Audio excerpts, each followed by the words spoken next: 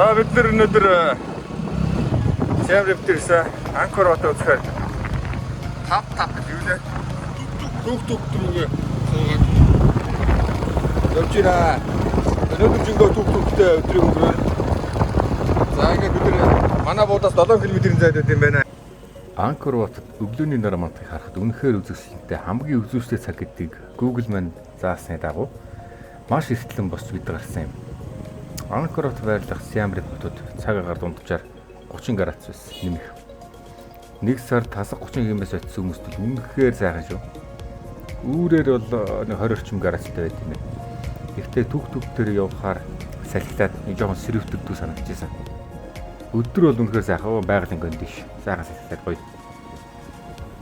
Нутгийн гол тээврийн хэрэгсэл болох түг нь өдрөөр түрээсгэд нэг нь $20 дөрвөн суучна. Өглөө 5 цагт ирж яваад өдөр үзэхийг хүссэн газруудаар явж байгаад орой буудлын дээр нь түргээд өгнө. Мөн гайд авах шаардлагатай. Өдрийн $40 байт юм байлээ. Энэ газар маань Анкор хот орох тикет авдаг цэг. Тикет дээр зурагч нь хэвлэгдээд ямар хугацаанд нэвтрэх боломжтой бүх мэдээллүүд нь саган гараад байна. Үзүүрийн төлбөр нэг хүний нэг өдрийн $37. 2-3 өдрөөр авбал илүү хямд тусах хэрвээ тэгж олон өдрөөр орно гэж бол 12 хүртэлх насны хүүхэд бол үнэгүй. Ер нь зорж очсон хүмүүс бол 7 хоног тухтай байрлаад үзэх тохиолдлууд их байд юм байлээ. Бидний хувьд бол нэг өдөрт багтаан 3 сүмөр орно гэж тооцоолсон байсан. Анкор хот, Тапром, Баян темпл. За энэ тикет зарж байгаа цонхны тоон бол маш олон. Хэвийн үед бол бүх цонх ажиллаж тэгээ дээрэс нь очертой байдаг гэхээр үнэхээр их ачаалттай газар юм. Энэ тикет авах цэг рүү бол өглөө Анкор хот явах замдаа шууд ороод авчаад явчихсан юм байлээ. Тэгэхээр наан авах гот ч юм уу захиалга хийх шаардлага байхгүй. За энэ өглөөний нар мандахыг харахаар хүмүүсүүд тэнцээр ингээ сайхан суугаад тоглоод хард юм байна. Анкер бас гангаар гэж. Стоо нар мандт юм байна. За хүн бол одоогийн байдлаар их цөөлтэй байна гэж байгаа. Энд ч 500-600 хүн байх шиг байна. Жирийн үед бол өглөөний 2-3 мянган болдгоо гэж байгаа. Тэгэх юм бол энэ ч та алаан болохоор юм байна да. Сайн нэг хальт урагшаага дайрж нэг ганцаа зураг авлаа. Анкор хот бол зүгээр гайхамшиг. 1.5 гацсан 1.3 км харьцаатай талбай эзэлдэг. Стадион байр бол 200 стадион барих талбай гэсэн үг. Сүмэн гадуур 200 метрийн өргөнтэй усан шуудгаар хүрээлэгдсэн гүүрээр л гарч болдог. Энэ сүмийг нийт 37 жил барьж 320 мянган хүн 7,000 зам өв бүтээн байгуулалт оролцсон байдаг байна. Товчхондоо дэлхийн хамгийн том шашны болоод хамгийн чухал археологийн дурсгалт газар. ЮНЕСКО бүртгэлтэй зүүн өмнөд Азийн хамгийн чухал археологийн газар. Хүн төрөлхтний соёлын өв гэж үзэгддэг. Бараг дэлхийн 8 дахь гайхамшигт үзэгддэг юм байлээ. Анкор хотын сүм учир хувьсалтын хувьд мөр гуй гаргаж болохгүй, богино мөсч болохгүй зэрэгдэгтэй. Сүм дотор үзэж харж нэлээд алхахаас гадна хүрээлээд олон сүм байдаг учраас хоорондоо хол зайтай. Тийм түгээр эсвэл буудлаасаа дугуй түрээслээд явахгүй бол их төвөгтэй.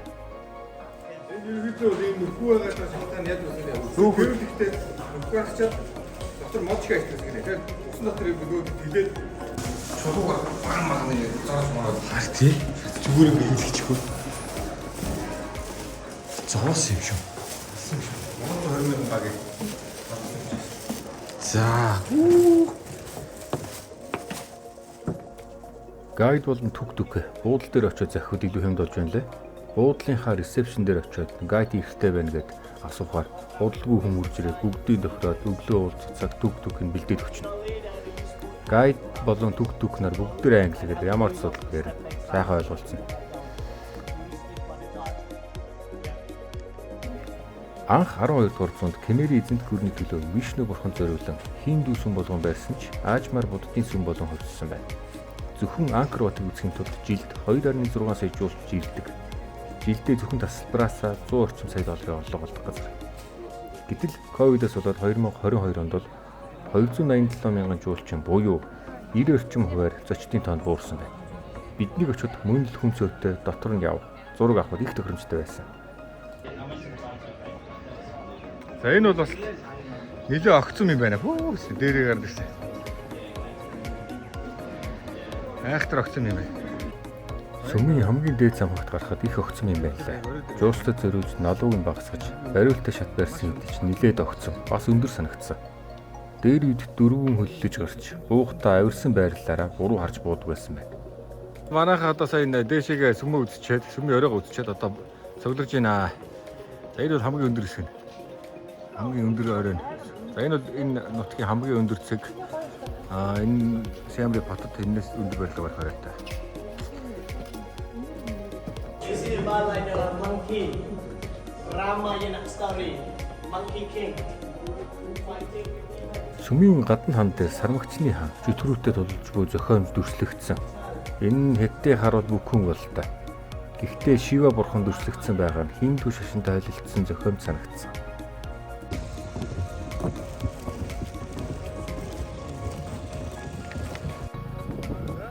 Анкор хотыг 5 цаг орчим үдэж гараад гайдман сүмээс гарч хоолны газар руу дагуулж явсан. Triple K Anchor Restaurant гэдэг нэртэй хоолны газар байсан. Хоолны хувьд бол мэдээж дотроо үнэтэй. Ер нь гадаанаа гараад хоолны газар орвол илүү сонголттой, бас илүү гоё хоол идэнэ. Бид аруулаа хоол идээд бас хэдэн пиавууч гарахад бол тооцоон $101 болсон. Үзэх юм их тэгээ дээрэс нь хаа очихоо сайн мэдэхгүй байх учраас цаг алхахын тулд гайдаа заавал аваарай гэж зөвлөж байна. Гайд маань очих газруудыг сайхан заагаа, дээрэс нь тайлбарлаад түүхийг нь бүгдийг нь яриад өгч байна. Харин нэг юм эртгэл шиг дуусгачаад эртгэл шиг яахыг бодоод байд юм байлээ шүү. Тэгэхээр анханасаа л одоо яг наран жаргах хүртэл цуг яв хийж байгаа бол тэрийг тохироод явахгүй бол наанаас орхио явчих магадгүй шүү. За үзэх юм үзцээ дууслаа гэдэг. За тэгээ хэрэг өдрийн эртэд аялал чинь дуусчаад одоо гайд нь буцъя гэдэг байгаа бол өөрсдөө үлдчихэж бол намаагүй тэрнхээр наран жаргалаа дууссан тэр сайхан байгалаа хараад тэгээ яг түгтүгтэйгээ дахиад ярьж тохирол нөгөө түгтүгнөөрөө аваа явчихна. Та Промсмыг 5 жилийн хугацаанд 39,000 ажилчнаар барьсан. Хамгийн гол нь бүтээн байгуулах хугацаанд бага байсан нь барилгын чанарыг муу болгосон байна. Эвдэрч муудсан, нурсан эсгүүд мэх олон. Шалтгаан нь энэ сүм дээр хүн амьдрахаа болоод 3-400 жил болсон юм байна. Энэ хугацаанд юу болсон бэ гэхээр байгалийн амтад суурьшиж, зэрлэг мод ихээр ургаж, байшин барилгын суурийг эвдэж, гажилт өгч нуралт үүсгэсэн байна. Анкор бот нь бол хүмүүс тасралтгүй амьдарч байсан учраас зэрлэг мод ургуулахгүй арчилгаа тавьж хэвэн авч үлч чадсан юм байна.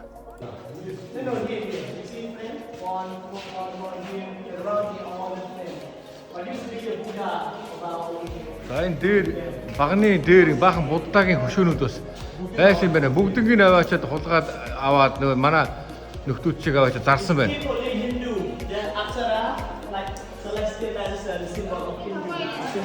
Толгойг хуугаа аваад аваачаад зарсан байна гэдэг.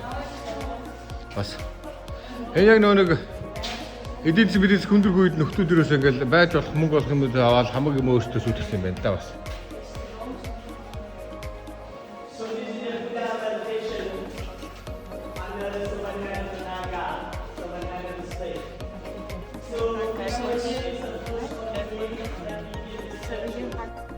Энэхүү та Промсм дээр Tomb Raider киноны зураг авалт явагдсанаар алдартай. Ураг зураг авалтыг хийхин тулд энэ хэвийн бүх сүмийг 2 өдрийн турш хааж зураг авалт болсон байна. Мэдээж хэрэг 2 өдрийн орлогоос давсан хэмжээний төлбөр төлсөн гэлээ шүү.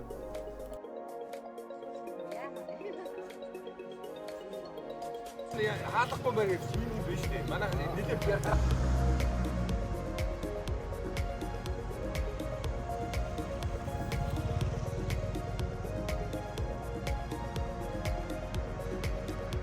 За энэ Бэйн темплийн одоо дүрдэх харагдаж байна. За энэ Бэйн темпл маань одоогоос 850 орчим жилийн өмнө байгуулагдсан чинь одоо Анкор хотоос 100 орчим жилийн дараа баригдсан. Гэхдээ илүү Анкор хотоос сүйтгэгдсэн байна. Учир нь гэвэл нэг модон ургаад энэ доороос нүнс нь одоо бүгднийг суурмөр нэвдэж удaalгасан юм байна. Тэгэхээр ер нь бол энэ модыг бол хүн арчилгаа хийхгүй байгаа тохиолдолд мод нь хүчтэй атаклт юм шүү. За тэгээд энэ одоо бүгдээрэнд нь 4 тийш харсан царай яасан бэ? How many towers are? 54. Нийт 54 tower байт юм. 54 tower одоо бүгд 4 царайтай гэхэлэр нийт одоо хэдэн ч царай? 216 одоо нүүр царай энэ дээр байт юм байна.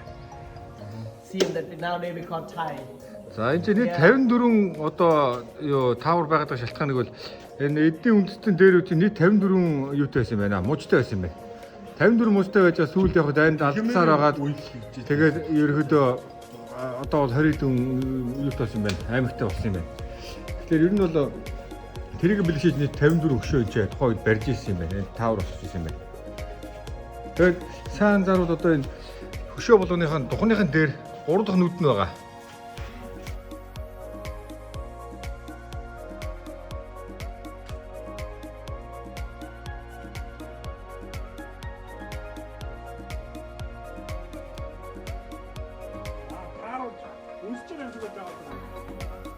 За бас хан дээр нь бас хэдэн буддагийн баримлууд байсан байна. Бүгднийг татчих аваад зарцгаасан байна шүү. Хэдэн нөхдүүд. Энийг бол дандаа буддагийн хөрмөд. Энд ч бол шид иймэрхүү юмдээс байх нь. Тэгтээ арай жоо төгөр гараад ирсэн байсан юм шүү. Ийхүү бидний энэ өдрийн үзхийг хүссэн үзм өглөө 5 цагаас өдрийн 2 цаг хүртэл нийт 9 цагийн турш үргэлжилж үзэж дуусгасан юм. Гэхдээ нар жаргах мөчийг харах хүсэлтэй байсан 6 цаг хүртэл бас 4 цаг сул байсан тул бид буцаад Анкор бат дээр очиж өглөө нь харчаадаг өнцөг болон тухай бүрийг харахаар хэрэгэн очсон юм. За нэг ирлэх гээд Анкор батгаа дахиад түрээд ирсэн бид нэр. Өнөөдөртөө гүйсэргээд $37 нэг өдрийн аксес авсан юм байна. Бид $37 бүрэн ашиглаж дуусгахын тулд бид нэр одоо өглөө төөрн дууссан. Өглөө жоох одооноос цагийн өмнө дууссан. Тэгэл одоо орой болтол наран жаргалтал одоо энэ ч нэ авсъя гэдэг. Дахиад ирлээ штэ бид нэр. Яг хажууханд нь ус сундаа пив зэрэг уух сүс сарж байхаар нь пив аваад сайхан сүдэртчээ суулаа.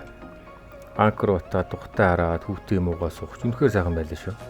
Гэвч төд бодлого цагдаад ирж пив хориотой гэж хэлснээр цааш пив уух зогссон юм аа. Хүн хажуугаар нь дүүрэн сүвнэр шоп байна лээ. Гэхдээ хашаан дотроос бэлгэсэлт авчвал хэрэггүй юм билээ. Жижигхэн модон нүүр $130 байсан. Харин бид тэр зах дээрээс очиод ардтал $30 зарж байна лээ. Гэхдээ хэмжээ нь бүр том шүү. Хөргөчтийн далд $3 байсан. Зах дээр бол $1 байна лээ. Нар жаргах харахаар хэлсэн хүмүүсийн тоо. Өөртөө бүцэлгүй бол амт юм байна. Энийг доороо бас нэг үлдээ. Тэгэхээр өндрөөс ингэ доошоо бол ингэ сайхан бүтүүл мод жангл авч. Нар жаргахыг уулан дээрээс харахаар очисон боловч худлаан байлээ. Битүү ширэнг өчр зүгээр битүү мод харагдана. Анкор бот дотроо илүү үзэгсэлтэй байж магадгүй. Бас өдөр байсан баг бүх жуулч тэнд очисон байх учраас маш их хүнтэй. Мөн бага насны хүүхдүүд дээш нь л гаргадаг юм байлаа. Гэхдээ бас гарахад бол гэмгүй. Анкор бот болон бусад сүмэн ямар орчинд байгаа, эргэн тойрноо байгаа газрыг хараад нуурын зүг нар хэрхэн жарахыг хараад хэмжинэ. Энэ уулын орой дээрх сүмэн 9-р зуунд бүтээгдсэн гэдэг байлаа шүү. За бүгдээрээ Siem Reap хотод байдаг бас нэгэн сонирхолтой зэг болох Floating Village дээр дахин уулзъя.